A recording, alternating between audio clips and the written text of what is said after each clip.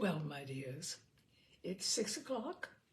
It's time for Tales and Cocktails, and that means it's time to continue with BRAT FARRAR by Josephine Tey.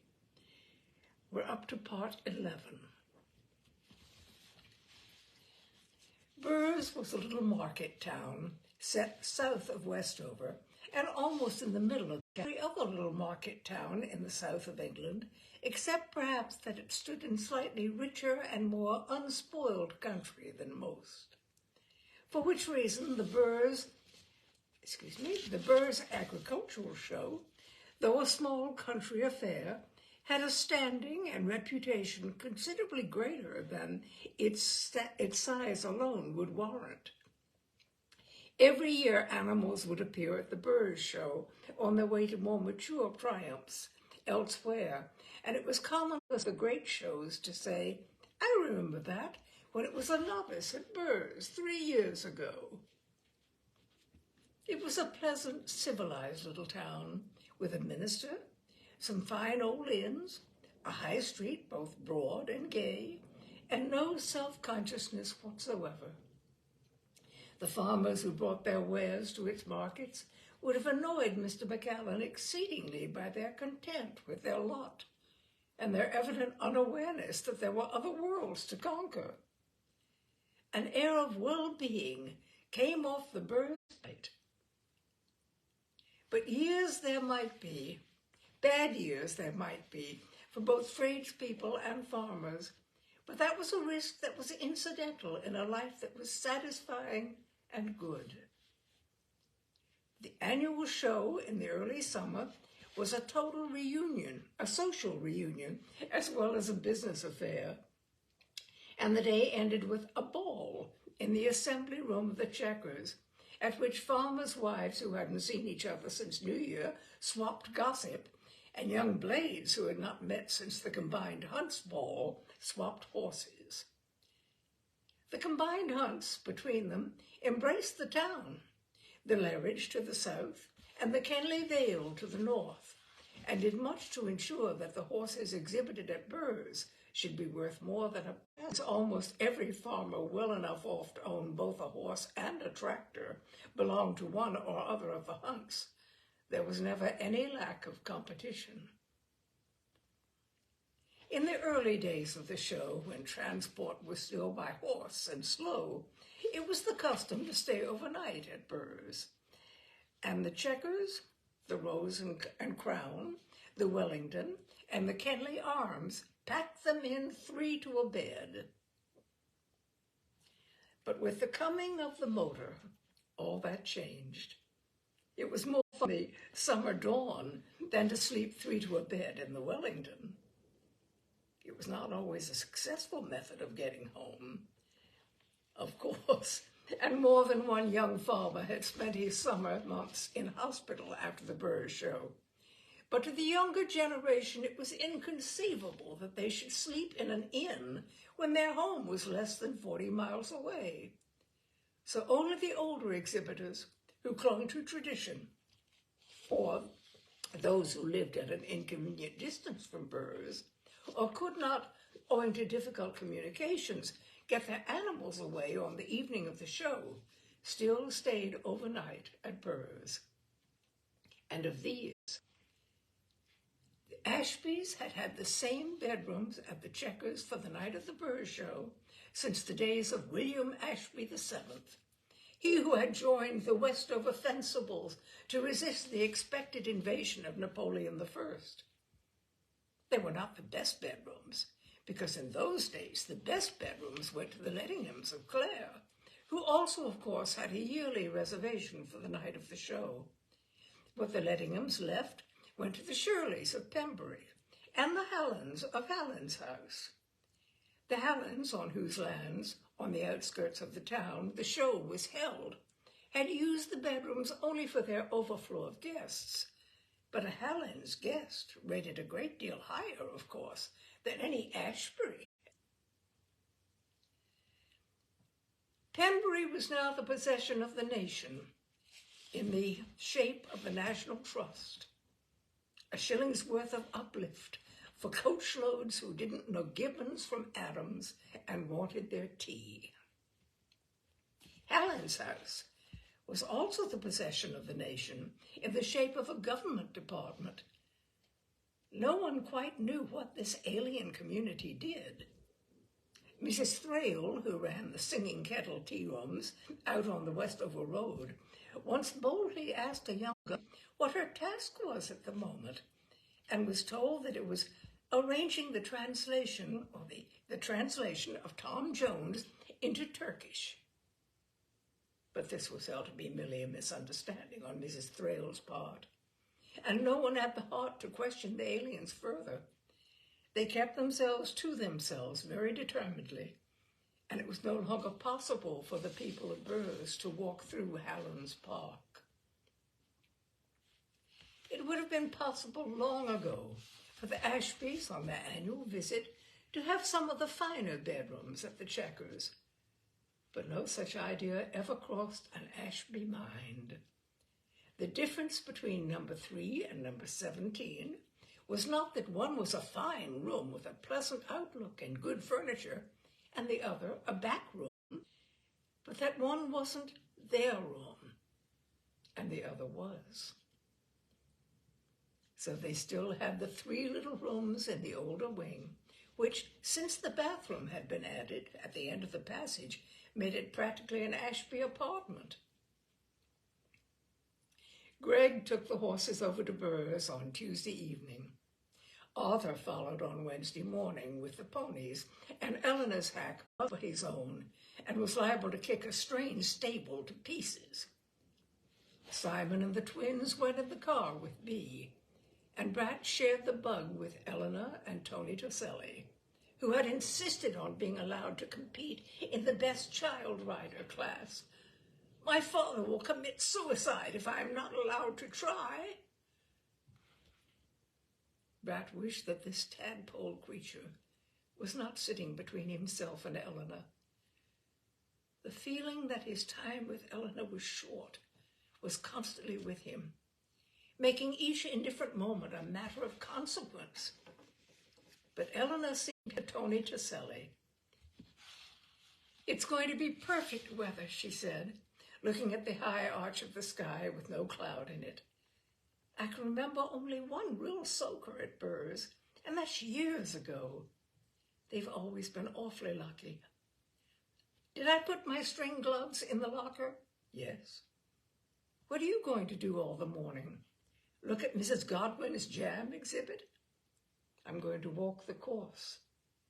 "Canny Brat," she said, approving. "How right you are." "The other fellows probably know every inch of it." "Oh, yes.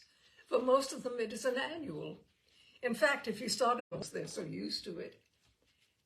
"Did Bea remember to give you your stand ticket?" "Yes." "And have you got it with you?" "I have." "I sound a fusser this morning, don't I? You were such a nice, assuring person to be with. Do you never get excited, Brat?" "Oh, yes." "Inside churning excited?" "Inside turning over and over." "That's interesting. It just doesn't show, I suppose." "I suppose not. It's an extraordinarily useful sort of face to have. Mine goes a dull, unhealthy pink, as you can see." He thought the warm, childish flush on her normally cool features touching and endearing. The occasion. "Have you ever seen her on a horse?" I can't remember." "No." "She looks nice," Eleanor said approvingly. "She rides very well. I think she will do justice to that horse of Dick Pope's." It was typical of Eleanor that her judgment was independent of her emotions. The high street of Burrs glittered in the low morning sunlight. Large motoring association signs encouraged the traveler, and fluttering advertisements cajoled him. "Cars meet for cabs," said a banner. "Sappho, the safe disinfectant," screamed a chimney-to-chimney pendant. "Pets dip," said a placard quietly, taking it for granted that the dip was sufficiently thin. In the dim hall of the Checkers, Bea was waiting for them. Simon had gone round to the stables, she said. The rooms are number 17, 18, and 19, Brat. You are sharing 17 with Simon. Nell and I have 18, and the twins are in the connecting one, 19. Sharing a room with Simon was something he had not reckoned with, but there was nothing he could do about it. And went upstairs with them, since the hall was a flurry of arriving guests. Eleanor came with him and showed him where the rooms were. The first time I came here and was allowed to stay the night, I thought life had nothing left to offer, she said. Put it down there, Brat, thank you, and I'll unpack it at once or my frock will be ruined. In number 17, Simon's things were already strewn all over the room, including the second bed. It was odd how these inanimate belongings of Simon's had, even in his absence, a kind of arrogance. Brat cleared his own bed and unpacked, hanging his new evening things carefully in the still empty wardrobe. Tonight, for the first time in his life. In case you get lost, Brat, Bea said to him when he came down, lunch is at 12:30 in the luncheon tent. The last table to your left as you come in. What do you plan to do this morning? Poke the pigs? No, he's going to walk the course, Eleanor said. All right, don't stray off it into any government holy of holies and get yourself arrested, will you? Tony was handed over to Mrs. Stack, who, being interested solely in rural industries, represented a fixed point in the flux of an agricultural show. If he tells you that his father is dying and he's urgently wanted at home, don't believe him, Eleanor said. Is his father ill then? No, but Tony may grow bored and fetch him for lunch. Brat walked into the high street of Burrs with a feeling of escape. For the first time for nearly a month, he was his own master, free to be himself. He had forgotten what it was like to walk about without care. For nearly 3 hours, he could go where he liked, ask what he wanted, and answer without a curb on his tongue. Helen's. So he got on the bus and went there. He'd never been to a country show before, and he went round the exhibits with an interest that was at once fresh and critical, comparing all he saw with similar things seen elsewhere. Homespuns in Arizona, farm implements in Normandy, rams in Zacatecas, Herefords after American air, pottery in New Mexico.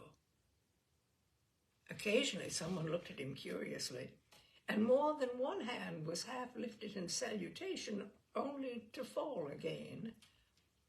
He was too like an Ashby ever to be completely free in Burrs.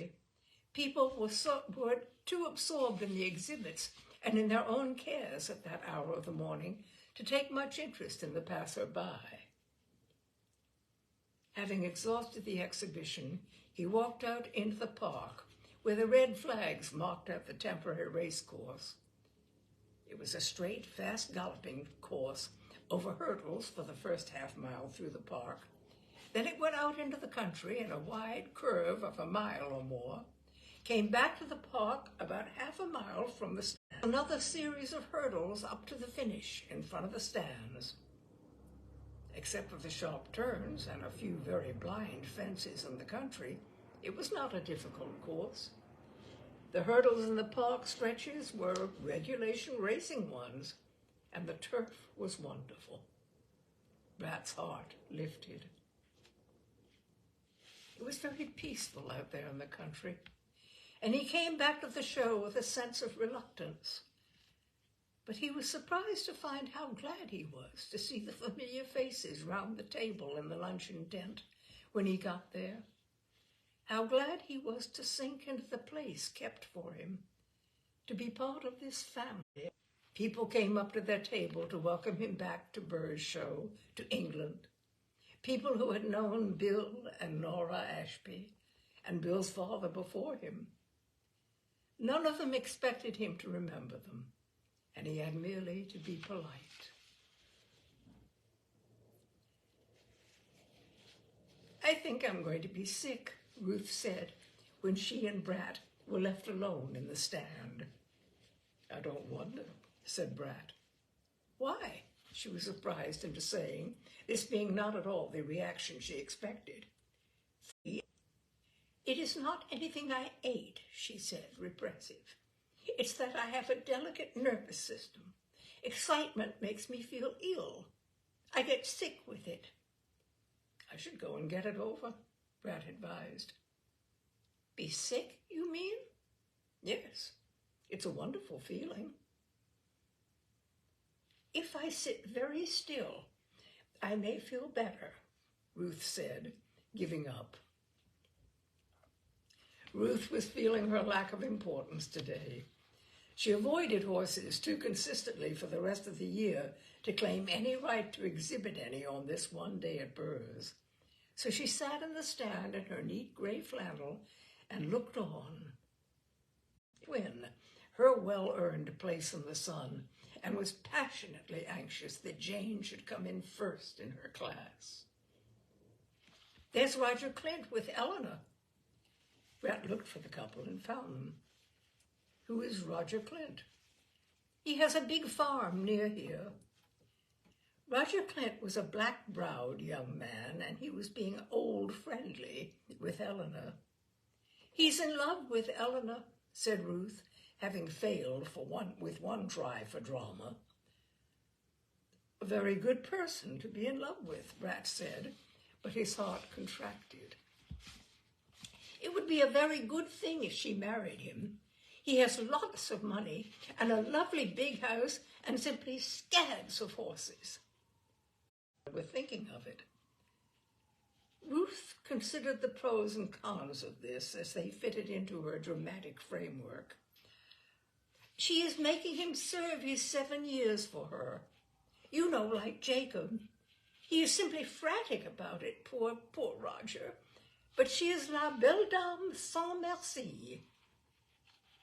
La belle dame sans merci bade Mr. Clint a temporary farewell and came up to join them in the stands as the novices under 10 filed into the ring. "Do you know that Tony scraped into this by the skin of his teeth?" she said, sitting down by Brat. "He's going to be 10 the day after tomorrow." Novices, the youngest being a fat child of 4 in a black velvet jockey cap, who bounced about on a solid pony of which she had no control whatever. "Well, at least Tony never looked as awful as that, even in his bad days," Eleanor said.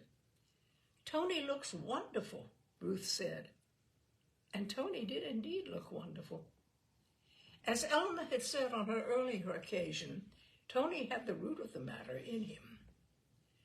The novices walked and trotted and cantered under the lenient eye of the judges. Even from the stand, the frantic determination in Tony's snail-black eyes was plain to see. He was going to be in the money or die in the attempt. From being 6 possibles, they were narrowed down to 4. But these 4 kept the judges puzzled. Again and again they were sent out to canter and brought back for inspection, and sent out to canter again. There were only 3 prizes, and 1 must go. It was at this stage that Tony played what he evidently considered his ace. As he cantered along in front of the stand, he got to his knees in the saddle, and with a slight scramble, he stood up in it, straight and proud. "Oh, God," said Eleanor reverently and with feeling. A ripple of laughter went through the stand, but Tony had another shot in his locker. He slipped to his knees, grabbed the front edge of the saddle, and stood on his head. his thin spider legs waving rather uncertainly in the air. At that, a gale of laughter and applause broke out, and Tony, much gratified, resumed his seat and urged his astonished pony, who had slowed to a trot, into a canter again. That, of course, settled the matter very nicely for the judges, and Tony had the mortification of seeing the 3 rosettes, but his mortification was nothing to the mortification he had already inflicted on his preceptress. "I hope I don't see that child until I cool off," she said, "or I am liable to take an axe to him." But Tony, having handed his pony over to Arthur, came blithely to the stands to find her. "Tony, you little idiot," she said. "What made you do a thing like that?" "I wanted to show how I could ride, Eleanor." "And what did you learn to do that? And where did you learn to do those circus tricks?" "I practiced on the pony. He has a much broader back than Muffet, and that's why I wasn't so steady today. I don't think these people appreciate good riding," he added, nodding his head at the offending judges. Eleanor was speechless. Brat presented him with a coin and told him to go and buy himself an ice. "If I didn't want to see Jane ride," Eleanor said, "I would go and I'm curdled with humiliation." Jane on Roger, in her best riding things, was a pleasant sight. Brat had never seen her in anything but the shabby jumpers and shapeless jersey that she wore at home, and was surprised by this trim little figure. "Jane has the best seat of all the Ashbys," Eleanor said affectionately, watching the serious and efficient Jane making Roger change his leg to order. "That is her only rival, that tall girl on the gray." The tall girl was 15, and the gray very handsome, Roger. Jane might have lost for all the emotion she showed, but Ruth was rapturous. "Good old Jane," Simon said, appearing beside them. "A veteran at 9. "Oh, Simon, did you see?" Eleanor said in agony again as she remembered. "Cheer up, Nell," he said, dropping a commiserating hand on her shoulder. "It might have been worse." "How could it have been worse?" "He didn't yodel," Simon said. At that she began to laugh, and went on laughing, she said, wiping her eyes. "And I expect I shall laugh over it for years, but at the moment I just wish I could be in Australia for the rest of the afternoon." "Come on, Nell," he said. "It's time to collect the horses." And they went away together as Jane came to sit in the stand. "This is the exciting class coming now. It isn't very much to win a 15 and under, was her answer to Brat's congratulations. "Someday I'll be down there with them, with Aunt Bee and Roger Clint and all of them." Yes, there was Roger Clint. Eleanor was riding the long-backed bay mare Scapa, and Roger Clint was standing next to her on a chestnut with 4 of the longest and whitest stockings Brat had ever seen. While the judges walked down the row, he and Eleanor talked quietly together. "Who do you think will be first?" Jane asked. Brat took his eyes from Eleanor and Clint and forced himself to consider the entry. The judge had sent Bee out to canter Chevron, the chestnut he was going to race this afternoon, and she was coming down in front of the stands now. He had never seen Bee in formal riding clothes, and was surprised again, as he had been with Jane. It was intimidating Bee. "Who do you think, Brat?" Jane said again. "Timber, of course." "Not Peggy's horse? The one Dick Pope had? Riding Light?" "No, he may win the jumping, but not this." And he was right. This was the judges' first sight of Timber, and they were too much impressed to be seduced, even by the looks and reputation of Riding Light. And it was a popular verdict. As Simon cantered, tipping the rosette, the applause broke into cheering. "Isn't that the brute that killed old Felix?" a voice behind said. "They ought to shoot it instead of giving it prizes." Second was Peggy on riding light, looking flushed and pleased. Her father's extravagance had been justified. Third, rather unexpectedly, was Bee on Chevron. "The Ashby's cleaning up as usual," the voice said, and was instantly hushed, and the proximity of the Ashbys presumably indicated. It was when the open jumping class began that the real excitement of the day was reached. Right with them. "Number 1, please," said the loudspeaker, and Eleanor came into the ring on Scappa. Scappa was a careful and unemotional jumper, but could never be persuaded into standing away from her fences. By dint of patient schooling with a guardrail, Eleanor hoped she had now persuaded her into better ways. And for half a round it worked, until Scappa noticed that there was no plaguey obstruction to beware of at the foot of these jumps, and began to go close in again, with the inevitable result. She jumped fit to hit the place, and the little battens of white-painted wood came down with her. "Poor Nell," said Bee, "after all her schooling."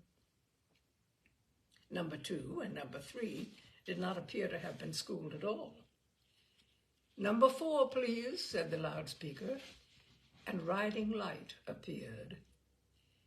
Peggy's new outfit consisted of a dark snuff-colored waist and a pair of buff breeches, a little too pale in the buff, but she looked well on the brown horse and handled him beautifully. Or rather, she sat still and let Riding Light do his stuff. He was a finished jumper who took the obstacles in his stride, propelling himself into the air in a long, effortless curve and tucking his hind feet after him like a cat. He went out, having done a perfect round.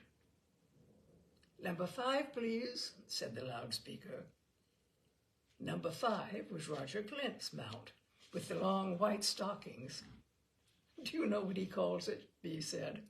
"Operation Stockings." "It's very ugly," Brat said.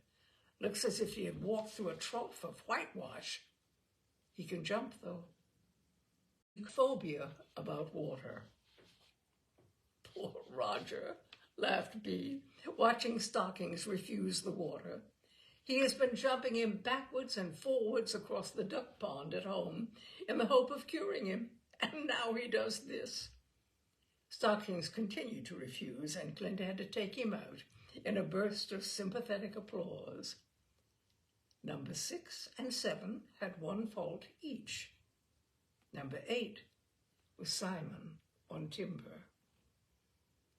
The black horse came into the ring exactly as he had come out of his box on the day he raced with himself and ready for homage. His excited, flickering ears pricked into attention as he caught sight of the jumps. Simon took him into a canter and moved down to the first one. Even from where he was sitting, Brat could feel the smoothness of that action.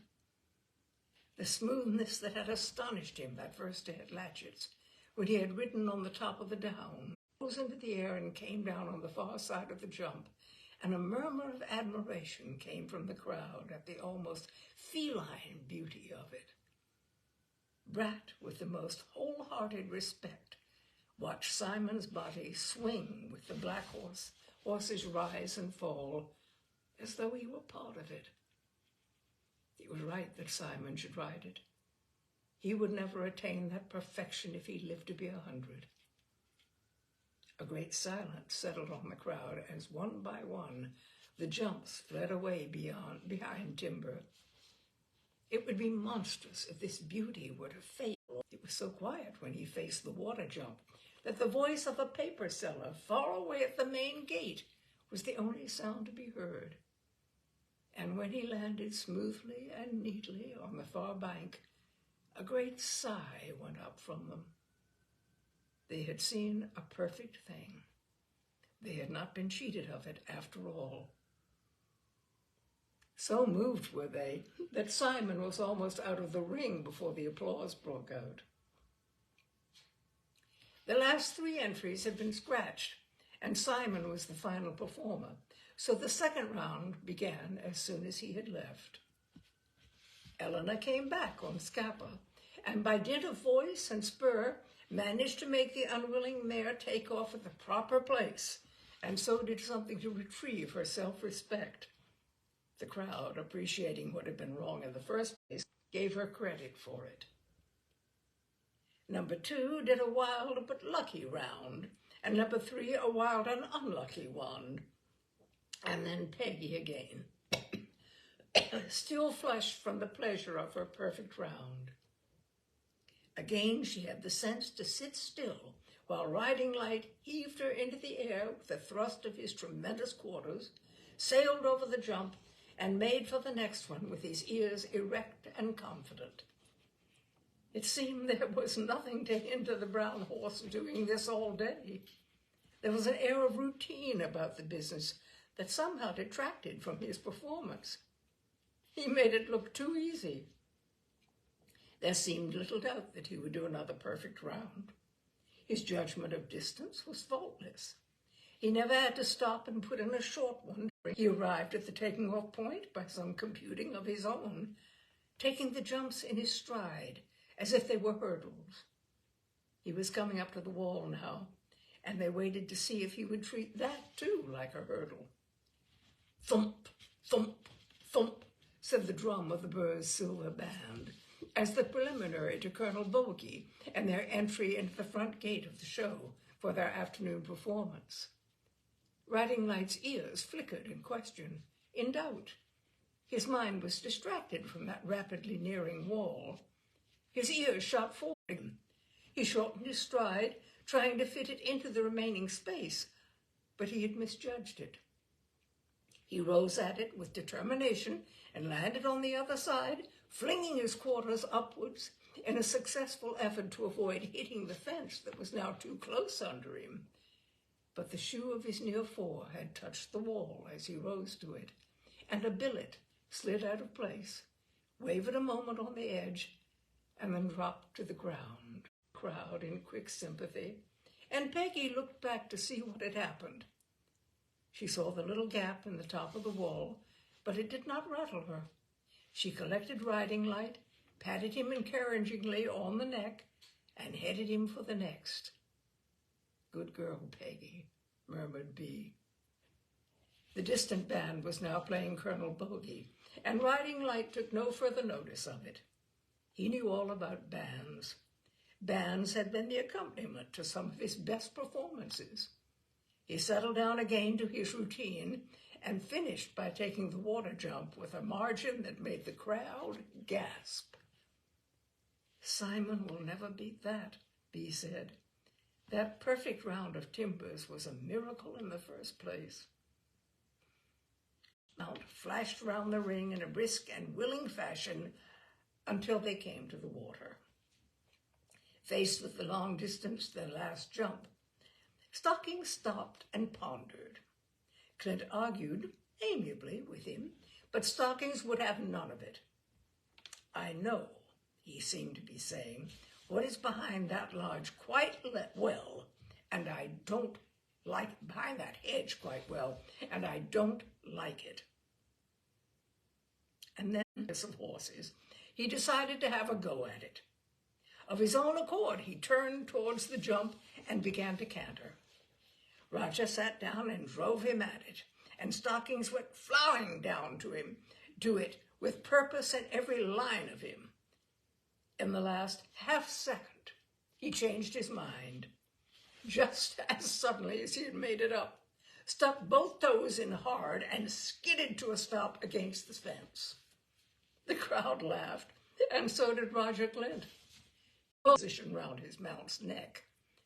He took Stockings round to the other side of the fence and showed him the water. He took him up to it and let him inspect it at close quarters. He walked him round it and let him look at the other edge. and then he took him back to the far end of the ring and turned him to the jump.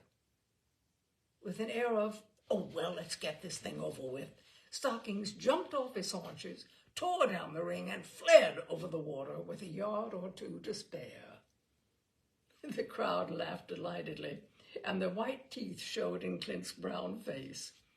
He lifted his hat to the applause with a cap and rode out of the wing, well satisfied to have ignored the judge's disqualifying eye long enough to have induced Stockings to cross the hated obstacle.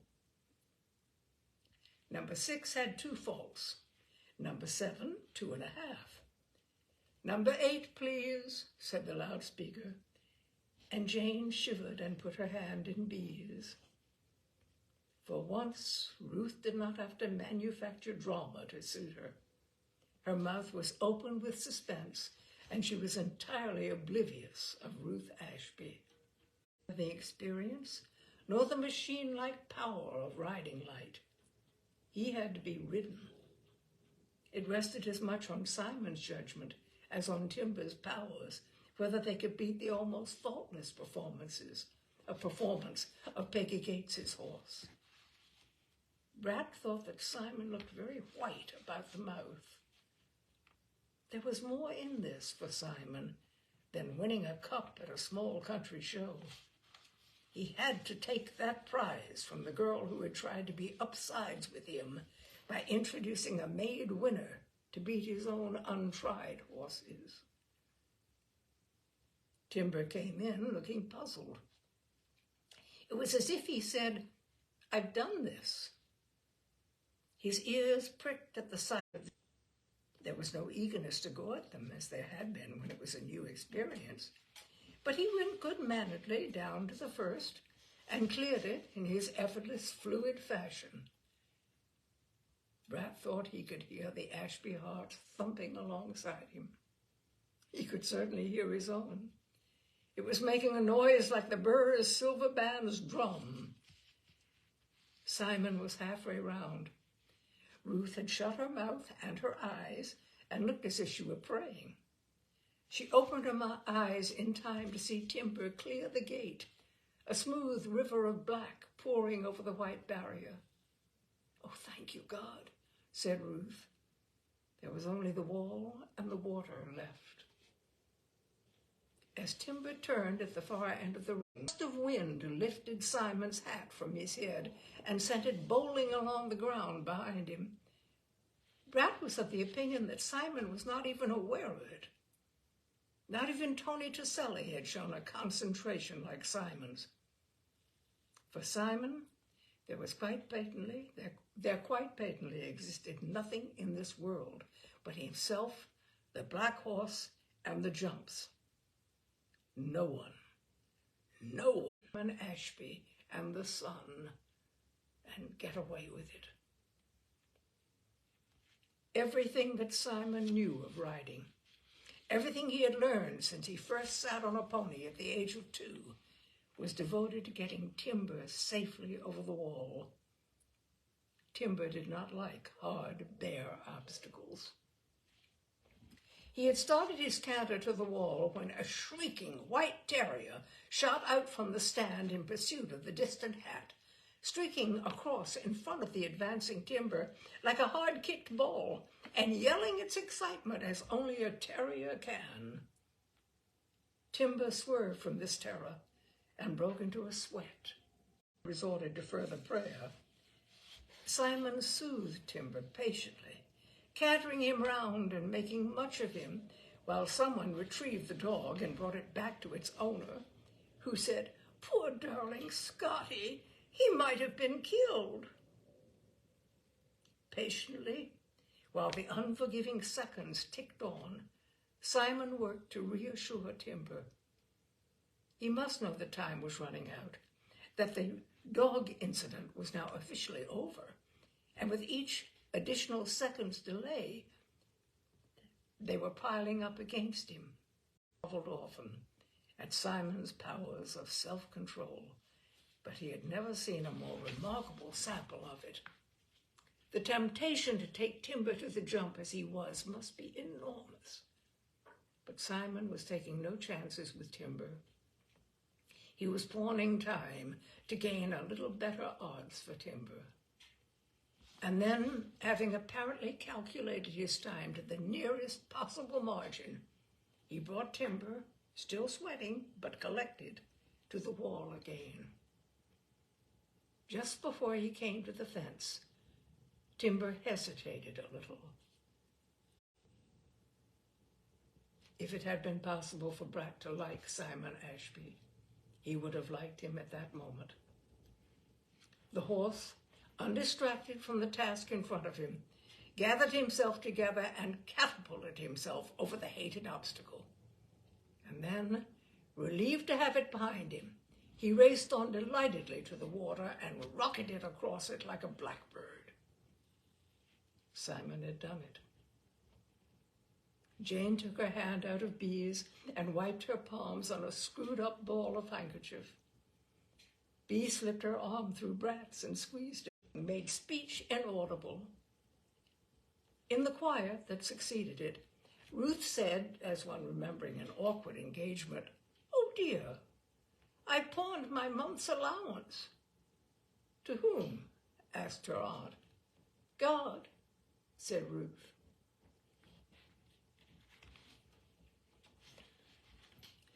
Brat surveyed himself in the small cracked mirror of the gents' temporary dressing room and decided that Primrose and Violet, named Simon, it would take Roger Clint's dark face to do justice to those springtime glories. Roger Clint would probably look dashing in them. He was in no mood to look favorably on Roger Clint. Whenever he had caught sight of Eleanor this afternoon, it seemed that she was in the company of Mr. Clint, and what is more, seemed to be enjoying the company. Brat tugged the yellow visor a little farther over his eyes. A sick misery burned in him, a spiritual heartburn. "What's it got to do with you?" said a voice in him. "You're her brother, remember? Shut up. Can't have your cake and eat it, you know. Shut up." He walked out of the almost deserted desk. The serious business of the day was over, and there was an air of relaxation. In the shade of the trees, competitors who had taken part in the sober events were now walking ponies and coffee-housing while they waited for the bending race. Alone for the moment, on a solid dun pony, was Peggy Gates, her eyes roving over the crowd in search of someone. She looked tired and discouraged. As Brat came level with her, he paused and said, "That was very bad luck." "Oh, hello, Mr. Ashby." "What was?" "The big drum." "Oh, that," she said. "It's one of those things." She sounded quite philosophical about it, and yet Brat could have sworn that when he came up, she had tears in her eyes. "Good luck to the race," she said. Brat thanked her and was moving away when she said, "Mr. Ashby, have I done anything to offend Simon, do you know?" Brat said no, not that he knew. "Oh, it's just that he seems to be avoiding me lately, and I'm not aware of having done anything that he wouldn't." There were undoubted tears in her eyes now. "Oh, you know," she said, tried a smile, didn't manage it very well, and moved away with a wave. So it had not been a desire to be mistress of latchets that had moved pretty Peggy. It was devotion to Simon. Poor Peggy. Simon would never forgive her for riding light. Eleanor was waiting under the trees on Buster, but stirrup to stirrup with her was Roger Clint, who had also found a pony for the bending race. Roger was pouring out a long story, and Eleanor was nodding sympathetically. Birth, and betook himself to the stables. In the stables he found Bee and Greg. Greg saw him wade out and saddle Chevron, who was nervous and unhappy. "It's the sound of the crowd that worries her," Greg said. "Something she hears and can't understand. If I were you, Mr. Patrick, sir, I'd take her out and walk her. Take her out and show her the crowds, and she'll be so interested she'll forget her nerves. So Brat took the dithering chestnut out into the park, and she became gradually quieter, as Greg had known she would. Presently Simon found him and suggested that it was time to be going down to the start. "Did you remember to sign the book?" he asked. "Book?" said Brat. "Sign for what?" "To show that you consent to your horse running." "I never heard of anyone signing a book." "The horse was entered, wasn't it?" "Yes, but in previous years they had trouble with gate crashes. Some bright sparks who took out horses that didn't belong to them when their owners didn't intend to run them. Had a free jaunt on them, and then at least one case broke down the already tired horse." "All right, where is the book?" "In the weighing room place. I'll look after Chevron till you come back. No need to take her into that melee." In the little office, sitting behind the desk, was Colonel Smollett. "Well, young Ashby, your family's been doing very well today, eh? 3 firsts. Book? What book?" "Oh, the paper. Yes, here it is." Brat, signing the single sheet of paper that was presented to him, said he had never heard of this procedure. "Probably not. Never heard of it myself. But it does ensure the show against loss to a certain extent. That fellow whose horse was ridden unbeknownst to him last year, he sued the show for damages. We very nearly got them, too. So your brother suggested this method of insurance." "My brother? Simon suggested it?" "Yes, got a head on him, Simon, and out his permission." "I see." He went back and retrieved Chevron from Arthur's custody. "Mr. Simon said he couldn't wait, Mr. Patrick, but he said to wish you luck. He's gone back to the stands with the rest of the family to watch the finish." "All right, Arthur, thanks. Would you like me to come to the start with you, sir?" "Oh, no, thanks. In that case, I'll go in to see about getting myself a place to see from. Good luck, sir. We're betting on you." And he hurried off through the crowd, his head, and was just about to mount when he thought that he would take one more look at the girth. He had already tightened it, but perhaps he had made it too tight. But someone had loosened the girth. Brat stood holding up the flap with his hand and stared. Someone had loosened it since he left the mare with Simon. He put his hand under the girth and tested its degree of slackness. Him out of the park, into the country, and would have lasted perhaps another 2 fences. After that, the saddle would have slipped round on the highly excitable Chevron, and she would have gone crazy. Arthur? No, not Arthur. Simon, almost certainly. And that is the end of part 11 of Brat Farrar by Josephine Tey. We will continue next Wednesday, Tales and Cocktails. Thank you for being with me. I hope you're really enjoying this. Well, I say that each time because I am really enjoying reading it to you. So, thank you so much, my dears, and I will see you next Wednesday at this time at 6 o'clock. Good night for now.